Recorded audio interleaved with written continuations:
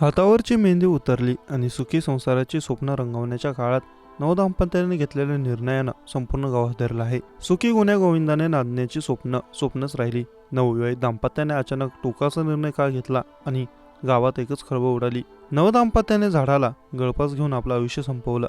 पती पत्नी दोघांचे मृतदेह झाडाला गळफास घेतलेल्या अवस्थेत ग्रामस्थांना दिसले. या घटनेमुळे परिसरात मोठी खळबळ उडाली.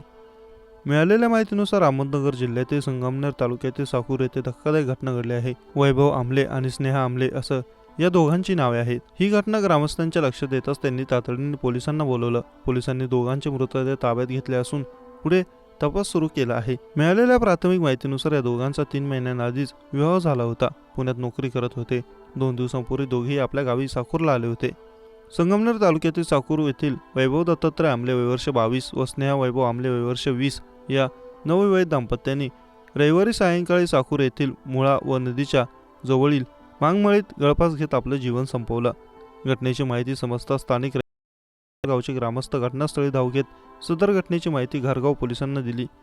घारगाव पोलीस स्टेशनचे कर्मचारी घटनास्थळी दाखल झाले.